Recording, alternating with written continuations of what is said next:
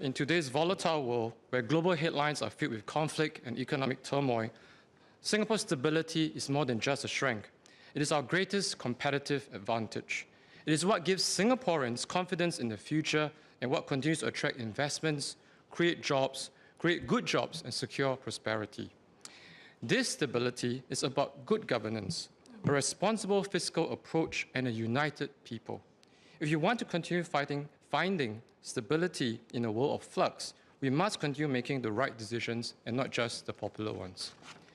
One of the biggest tests of our stability today is the rising cost of living. As MP for Zhenghua, I've witnessed firsthand the challenges residents face. While data indicate that inflation has eased, prices remain high, and families continue to feel the pinch. Singaporeans are adjusting, tightening their belts, and rethinking spending habits. Resource-low families are making difficult trade-offs to meet end needs.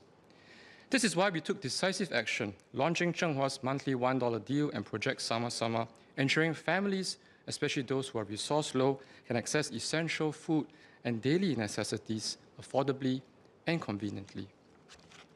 It is reassuring that these concerns are reflected in Budget 2025, with measures such as the CDC vouchers and Life SG credits offering timely relief.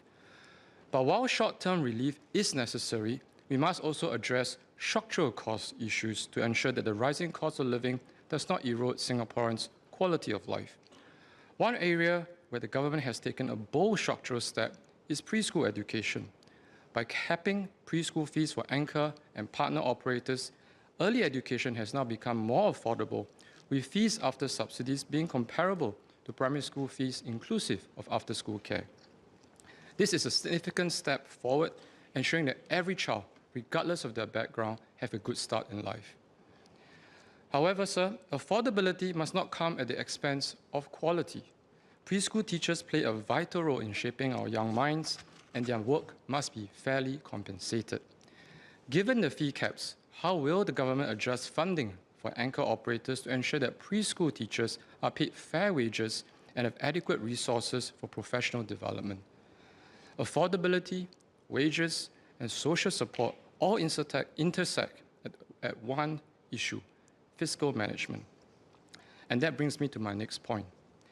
Some argue that the tax burden on Singaporeans is high and we have sufficient surpluses to reduce the tax burden.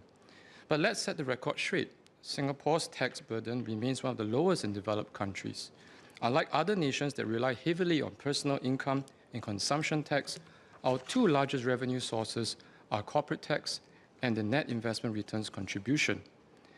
And as PM Wong shared in his budget speech, Singapore expects a budget surplus in FY 2024 and 2025. These are encouraging figures. Surpluses gives us the confidence and resources to invest in our people and secure good jobs for everyone. The reality is that the government spending has increased significantly, not just for social and healthcare support, but also for initiatives that will secure Singapore's economic competitiveness and protect our island from impacts of climate change.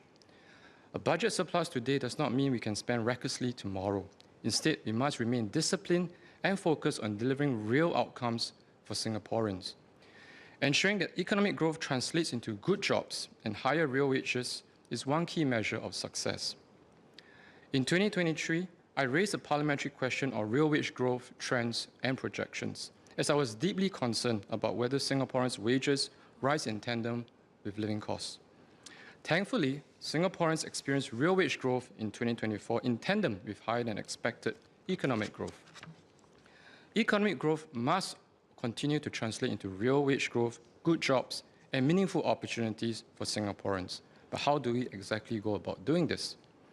One initiative I championed last year in my Budget 2024 speech was the adoption of employee stock ownership plans, ESOPs.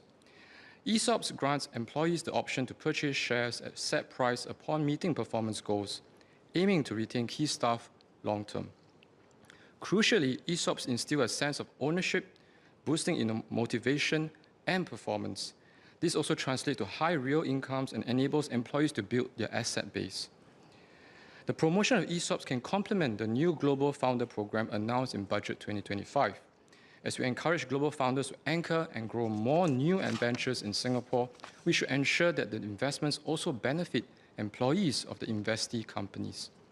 To promote ESOP adoption, we should introduce ESOP tax relief, such as lower income tax rate when employees exercise their stock options. This will anchor talent in Singapore and help Singaporeans grow their income and asset base. It can complement the Global Founder Program by driving investments in startups, attracting top talent, and giving employees a stake in asset appreciation. But beyond ESOPs, we need a comprehensive, multi-pronged approach to sustain real wage growth and meaningful job creation. First, we must leverage the announced Enterprise Growth Investment Fund and the $1 billion Private Credit Growth Fund to include blended capital solutions that drive impact investments. By aligning financial instruments with corporate purpose and societal impact, we can support businesses that prioritize innovation, sustainability, and meaningful job creation. Blended capital, combining grants, recoverable grants, and equity from diverse sources such as foundations, bridges philanthropy and impact investments, unlocking additional funding streams. To accelerate this, agencies like EDB and MVPC, which has developed the Company of Good framework and accreditation, should collaborate to develop programs that expand blended capital deployment. Beyond mobilizing resources, blended capital can reduce financing costs while enhancing social and economic outcomes. It strengthens corporate purpose, fosters sustainable business growth, and creates meaningful employment opportunities, ensuring that enterprises contribute to both economic progress and societal well-being. Second, we must strengthen SMEs, which employ over 70% of our workforce. Whether it is foreign talent or MNEs, the concern is that foreign talent and MNEs compete with local job seekers and local enterprises. Such concerns are valid only if it's a zero-sum game. However, the reality is that it is a non-zero-sum game. There are complementary advantages. Maximizing the complementary advantage for the individual would mean the government's consistent support in skills upgrading so that Singaporeans always boost their capabilities and seize new opportunities. For local enterprises, we need to strengthen the enterprise ecosystem and the network effect between local enterprises and MNEs. This works both ways. Despite the high cost of operating in Singapore, MNEs stay committed in Singapore due to the relevant enterprise ecosystem that provides MNEs with high-quality supplies and expertise. Local enterprises can collaborate with MNEs to innovate, create new products and services, and grow internationally by leveraging on MNEs' network and referrals. As globalization trends shift towards localization and onshoring, there is a growing risk that MNEs may relocate key manufacturing, R&D, and corporate functions away from hubs like Singapore. To build economic resilience against such external shocks, we must strengthen the nexus and integration between our local enterprises and MNEs. As one CEO of a large local enterprise aptly put it, and I quote, "MNEs may adjust their investment focus based on global geopolitical trends, but local enterprises are here to stay. This is our home base," end quote. By fostering growth of strong local enterprises, we can anchor critical capabilities, sustain high-quality jobs, and ensure long-term economic stability for Singapore. By strengthening the complementary relationship between local and foreign workers, as well as between local enterprises and MNEs, we can create a synergy that drives shared growth. This ensures that the partnership is not a non-zero-sum game, but a collaborative effort that generates greater opportunities and benefits for local workers and businesses. Third, we must continue powering ahead with workforce upskilling. Employers play a critical role in aligning worker skills with the evolving demands of industry transformation. It is imperative that we provide them with stronger support to ensure Singapore's workforce remains future-ready. The changes to the Skills Future Enterprise Credit Scheme, where employers are provided with an online wallet with credits to offset training costs, are widely welcomed by employers as they address a common pain point: cash flow. I'd like to call on the government to review other support schemes and implement similar updates that will resolve enterprise transformation challenges related to cash flow, so that enterprise transformation can be expedited and inclusive.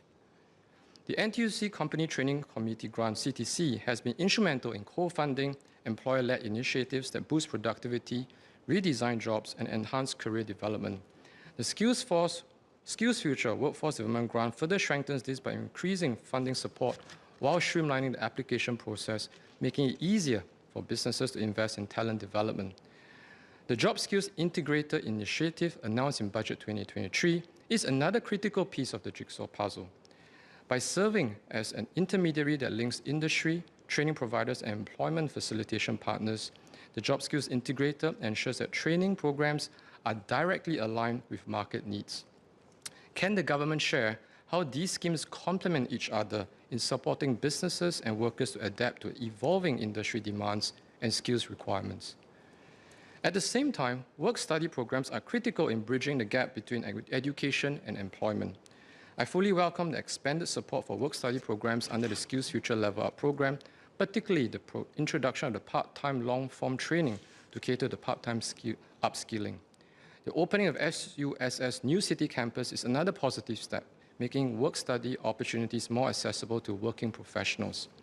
On this note, I would like to ask the government if there are plans to encourage more employers to offer work-study arrangements. What policies can be introduced to minimize workplace disruptions while ensuring workers can upgrade their skills without compromising productivity? By aligning workforce upskilling with employers' transformation needs and industry trends, we enable both businesses and workers to seize new opportunities and drive growth. A strong focus on growth and top-line expansion ensures that companies have the resources to invest in talent development, fostering continuous learning, innovation, and sustained wage increases. Fourth, we need to take AI by its horns and improve its adoption among enterprises. The newly minted $150 million Enterprise Compute Initiative that will empower enterprises with AI tools and resources will certainly be a game changer in bolstering enterprise capabilities. Given the importance of AI adoption among enterprises, I'd like to ask the government, what are the current resource limitations in scaling up the Enterprise Compute Initiative so that more enterprises can accelerate AI customization and adoption? Particularly for SMEs, what programs are available to help them leverage AI tools? By empowering local enterprises to maximize the usage of AI tools, this will improve the overall firm's productivity, which translates to sustained real wage growth for Singaporeans. Finally, Singapore invests heavily in R&D, but more must be done to translate research into plug-and-play industry solutions. I propose that we strengthen collaboration between industries and institutes of higher learning by co-locating R&D offices on campuses. This integration allows students, researchers, and businesses to work closely together, accelerating innovation and ensuring the real-world application of research. Internationally, successful models demonstrate the impact of such integration. Stanford University's close ties with Silicon Valley have fostered groundbreaking companies like Google and HP, while MIT's Industrial Liaison Program connects companies with faculty and researchers, ensuring innovations translates into commercial applications. By adapting these models, Singapore can strengthen industry IHL partnerships, expand co-location efforts, and provide greater support for research commercialization to drive enterprise transformation, economic growth, and high-quality job creations for Singaporeans. Mr. Speaker, sir, in conclusion, Budget 2025 builds upon the government's consistent investment in our economy and our people. We have been able to deepen these commitments while keeping individual tax burdens low compared to many developed countries. However, the true impact of these investments depends on effective execution. In an increasingly volatile world, Singapore's stability is our foundation, giving us the confidence and the conviction that we can deliver on these policies and secure a better future for all. Most importantly, sir, our unity as Singaporeans remains our greatest strength. I've witnessed this firsthand in Zhenghua, where residents often tell me they would rather let others benefit from local assistance schemes such as the monthly $1 deal and Project Sama-Sama. This selfless spirit of looking out for one another or caring for our neighbours is what defines us as Singaporeans. It is this collective sense of community that will see us through any crisis and propel us towards an even stronger Singapore.